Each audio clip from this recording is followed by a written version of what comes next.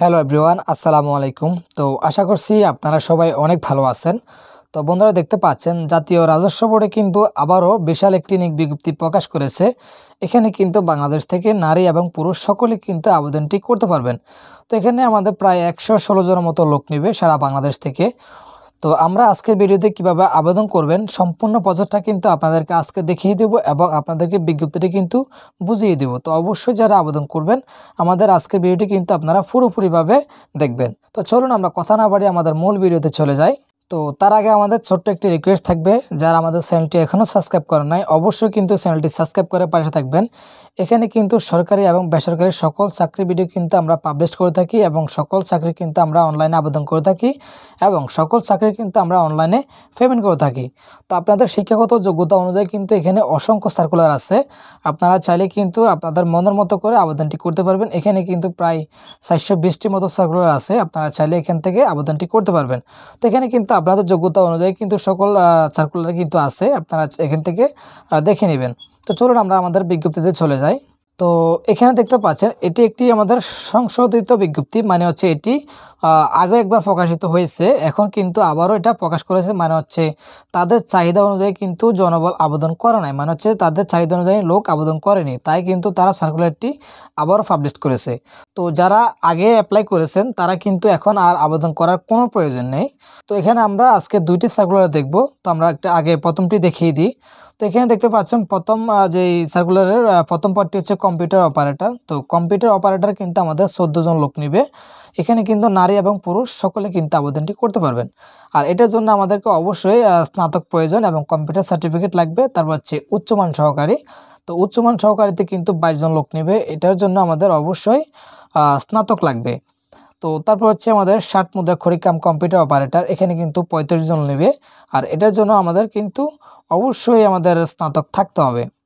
তো তারপর হচ্ছে 4 নম্বরে অফিস সহকারী কাম কম্পিউটার মুদ্রাক্ষরিক, এখানেও কিন্তু আমাদের 9 জন লোক নেবে। আর এটার জন্য আমাদেরকে ইন্টারমিডিয়েট পাস করলে কিন্তু আমরা আবেদনটি করতে পারবো। তো যারা ইন্টারমিডিয়েট পাস করেছেন তারা কিন্তু এই পদটিতে আবেদন করবেন। তো তারপর হচ্ছে ডাটা এন্ট্রি কন্ট্রোল অপারেটর, এখানে কিন্তু 36 জন লোক নেবে সারা বাংলাদেশ থেকে, নারী এবং পুরুষ। তো এখানেও কিন্তু আমাদেরকে ইন্টারমিডিয়েট পাস করলে আমরা আবেদনটি করতে পারবো। তো এখানে কিন্তু নিচে অনেক শর্ত আছে, আপনারা এগুলো দেখে নেবেন। তো আমরা আরেকটি বিজ্ঞপ্তি দেখি। তো এটা হচ্ছে আমাদের শুধুমাত্র অফিস সহায়ক পদের জন্য।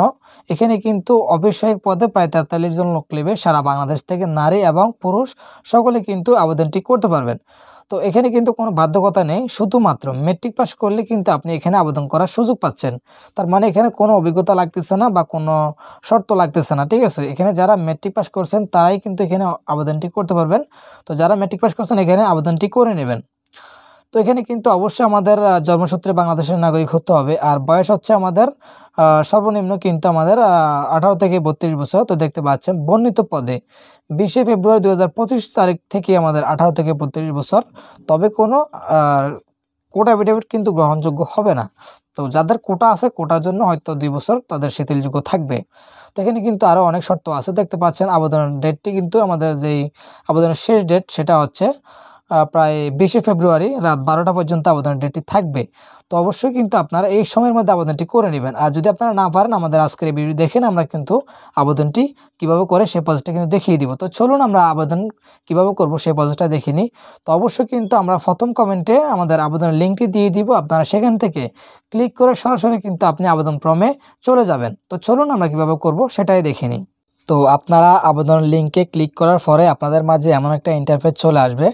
তো এই ফর্মটা কিন্তু সঠিকভাবে পুরালে কিন্তু আপনাদের অ্যাডমিট কার্ডটা আসবে, অন্যথায় কিন্তু আপনাদের অ্যাডমিট কার্ডটা পাবেন না। তো এটা অবশ্যই কিন্তু আপনাকে সঠিক তথ্য দিয়ে এবং সঠিকভাবে কিন্তু পুরাতে হবে। তো অবশ্যই আমরা আজকের দেখিয়ে দিব আসলে কীভাবে আপনারা পুরোপুরিভাবে পুরাবেন। তো চলুন আমাদের সাথে সম্পূর্ণ ভিডিও দেখুন। তো প্রথমত হচ্ছে আমাদের যিনি আবেদন করবেন তার নামটা কিন্তু আপনি ইংলিশে লিখতে হবে প্রথমে। তারপর এখানে কিন্তু আপনি তার নামটি কিন্তু বাংলায় লিখবেন। তারপর হচ্ছে ফাদার্স নামটি এখানে ইংলিশ আকারে লিখতে হবে। তারপর এখানে ফাদার্স নেমটি কিন্তু বাংলা লিখতে হবে। তো তারপর হচ্ছে সেমভাবে মাদার্স নেম এবং মাদার্স নেম বাংলা এবং ইংলিশে উভয় কিন্তু আপনি লিখে নেবেন। তো তারপর হচ্ছে এখানে ডেট অফ বার্থ, অবশ্যই কিন্তু আপনাকে এখানে আপনার জন্ম তারিখ দিতে হবে। তো আমি আমার ডেট অফ বার্থটা দিয়ে দিচ্ছি। তো তারপরে কিন্তু অলরেডি ন্যাশনালিটি সিলেক্ট করা থাকবে। তারপর হচ্ছে এখানে রিলিজিয়ন আপনি আপনার ধর্মটা সিলেক্ট করে দিবেন। তারপর হচ্ছে জেন্ডার আপনি আপনার জেন্ডার সিলেক্ট করে দিবেন।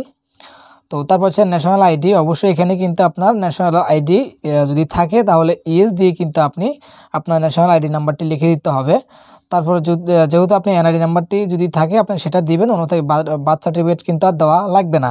তারপর হচ্ছে আপনার এখানে যদি পাসপোর্ট থাকে ইয়েস দিবেন, অন্যথায় নো। তারপর হচ্ছে ম্যারিটাল স্ট্যাটাস, আপনি এখানে যদি সিঙ্গেল হন সিঙ্গেল দিবেন, অন্যথায় কিন্তু ম্যারিড হলে ম্যারিড দিয়ে দিবেন। তো তারপর হচ্ছে এখানে একটি মোবাইল নাম্বার দিতে হবে। তো অবশ্যই কিন্তু আপনাকে সঠিক মোবাইল নাম্বার দিতে হবে। তো যেহেতু এখানে আপনার সকল ধরনের এসএমএস কিন্তু আপনাকে মোবাইল নাম্বারের মাধ্যমে দিবে, তাই অবশ্যই কিন্তু এই মোবাইল নাম্বারটি আপনাকে সঠিক দিতে হবে। কিন্তু ভুল হলে কিন্তু আপনার অ্যাডমিটটা আসবে না বা এসএমএসটি আসবে না, কারণ এসএমএসটি অন্য ফোনে চলে যাবে, আপনি অ্যাডমিটটা আর পাবেন না। তারপর হচ্ছে এখানে নাম্বারটি ফোন নাম্বার দিয়ে কনফার্ম করে দিবেন। আর হচ্ছে এখানে অবশ্যই একটি ইমেল দিতে হবে। তো তারপর হচ্ছে এখানে যদি আপনার কোটা থাকে, তো যে কোনো কোটা থাকলে কোটা দিবেন, অন্যথায় নট অ্যাপ্লিকেবল আপনি এখানে দিয়ে দিবেন। তারপর হচ্ছে ডিপার্টমেন্টাল স্ট্যাটাস, যে আপনি কি বিভাগীয় প্রার্থী কিনা। বিভাগীয় প্রার্থী বলতে এখানে আপনি কি তাদের কোম্পানিতে চাকরিরত আছেন কিনা, যদি থাকেন তাহলে এখানে আপনার ডিপার্টমেন্টাল ক্যান্ডিডেট এটা সিলেক্ট করে দেবেন, অন্যথায় নট অ্যাপ্লিকেবল আপনার এটা সিলেক্ট করে নিচে চলে আসবেন। তো তারপর হচ্ছে এখানে আপনার যে কেয়ার অফ, তো এখানে কিন্তু আপনার ফ্যামিলি কর্তার নামটি দিবেন। তারপর হচ্ছে এখানে গ্রামের নামটি দিবেন। তারপর আপনার ডিস্ট্রিক্ট সিলেক্ট করে দিতে হবে এখানে। তারপর হচ্ছে এখানে উপজেলা সিলেক্ট করে দিবেন। তারপর হচ্ছে আমাদের পোস্ট অফিসের নামটি লিখতে হবে এবং পোস্ট কোডটি লিখে দিতে হবে। তো এগুলো লেখা শেষ হলে কিন্তু আপনার যদি বর্তমান ঠিকানা এবং স্থায়ী ঠিকানা একই হয় তাহলে আপনি এখানে ক্লিক করে দিবেন, কিন্তু আর দ্বিতীয়বার লেখা প্রয়োজন নেই। ঠিক আছে, আপনি একবার লিখলে এখানে ক্লিক করে দিলে এখানে অটো চলে আসবে। তো তারপরে যে কাজটি করতে হবে আপনাদেরকে, এখানে কিন্তু আপনার প্রথমত হচ্ছে মেট্রিক পাস, যেই আমি যে পদটাতে আবেদন করতেছি এটা হচ্ছে আপনার সর্বনিম্ন মেট্রিক পাস লাগবে। তো এখানে কিন্তু আপনাকে অবশ্যই শিক্ষাগত যোগ্যতা দিতে হবে। তো আপনার যে লাল চিহ্ন যেগুলো ওইগুলো অবশ্যই আপনাকে পূরণ করতে হবে। তো যদি আপনার মেট্রিক পাসের উপরেও থাকে তাহলে আপনার এখানে ক্লিক করে মেট্রিক পাসের উপরেগুলো দিয়ে নেবেন, মানে হচ্ছে আপনার যতটুকু শিক্ষাগত যোগ্যতা আছে সবগুলা কিন্তু এখানে দিয়ে নেবেন। তো মনে রাখবেন, আপনার যদি মেট্রিক পাস যোগ্যতা চাই, যদি আপনার ইএসএ উপরে থাকে তাহলে কিন্তু আপনাকে অগ্রাধিকার দেওয়ার চেষ্টা করবে তারা। তো অবশ্যই কিন্তু আপনার এখানে সম্পূর্ণ যোগ্যতাটা কিন্তু দেবেন। তো তারপর আমরা একদম নিচে চলে আসবো। তো নিচে এসে কিন্তু আমাদেরকে যে কাজটি করতে হবে, আমাদের যে এখানে যে কোডটি দেওয়া আছে এই কোডটি তুলে কিন্তু আমাদেরকে এখানে ক্লিক করে সাবমিট বাটনে ক্লিক করতে হবে। তো তারপরে আপনার মাঝে কিন্তু এমন একটা ইন্টারফেস চলে আসবে যে আপনি প্রিভিউ আকার দেখতে পারবেন, যে আপনি ফর্মটি পূরণ করেছেন সেটার প্রিভিউ আকার দেখতে পারবেন। তো এখানে কিন্তু আপনি সম্পূর্ণ তথ্য দেখে নেবেন যে আসলে আপনার সম্পূর্ণ তথ্য সঠিক আছে কিনা। যদি ভুল থাকে তাহলে কিন্তু আপনার চেঞ্জ করার অপশন আছে, দেখতে পাচ্ছেন। তো দেখতে পাচ্ছেন এখানে ক্লিক করলে আপনি চেঞ্জ করার অপশন পাবেন। ওকে, আবার পুনরায় কিন্তু আগের পর্যায়ে নিয়ে যাবে। তো যখন সব কিছু সঠিক থাকবে তখন আপনাকে একটি ছবি এবং একটি স্বাক্ষর কিন্তু আপনাকে আপলোড করতে হবে। তো আমি আমার ছবিটি আপলোড করে নিচ্ছি। তো অবশ্যই কিন্তু আপনাকে ছবিটি 100 KB হতে হবে, এর বাইরে হলে কিন্তু আপনি পারবেন না। তো আমি ছবিটা আপলোড করে নিচ্ছি। তারপর হচ্ছে আমাদের একটি স্বাক্ষর KB আকার করা আছে, আমরা সেটাও আপলোড করে নিচ্ছি। তো যখন আমাদের ছবি এবং স্বাক্ষর কিন্তু উভয় আপলোড করা শেষ, তাহলে কিন্তু আমাদের যে কাজটি করতে হবে, আমাদের এখানে টিকচিহ্নতে ক্লিক করে আমরা সাবমিট বাটনে ক্লিক করে দেবো। তো আমরা সাবমিট বাটনে ক্লিক করে দিচ্ছি। তো দেখতে পাচ্ছেন আমাদের আবেদনটি কিন্তু সাকসেসফুলভাবে হয়েছে। তো এখন আমরা শুধুমাত্র তাদেরকে টাকা পেইড করলে কিন্তু আমাদের আবেদনটি তাদের কাছে গ্রহণযোগ্য হবে। তো টাকা পাঠানোর জন্য আমাদের অবশ্যই নিচে এক্সাম্পল আছে, আপনারা কিন্তু টেলিটক প্রিপেড সিমের মাধ্যমে কিন্তু টাকাটা পেইড করতে পারবেন। তো অবশ্যই যদি আপনারা নিজেরা আবেদন না করতে পারেন অবশ্যই আমাদের সাথে যোগাযোগ করবেন স্ক্রিনে থাকা হোয়াটসঅ্যাপ নাম্বারে, আমরা কিন্তু আপনাদের আবেদনটি করে দেব। এবং যদি আপনাদের টেলিটক সিম না থাকে তাহলে পেমেন্ট করার জন্য আমাদের স্ক্রিনে থাকা হোয়াটসঅ্যাপ নাম্বারে নক দিবেন, আমরা কিন্তু আপনাদের পেমেন্টটি করে দেব। তো আমরা আজকের ভিডিওটি এখানে শেষ করছি। যদি আপনাদের কিছু জানার থাকে অবশ্যই আমাদেরকে কমেন্ট বক্সে কমেন্ট করবেন। ধন্যবাদ।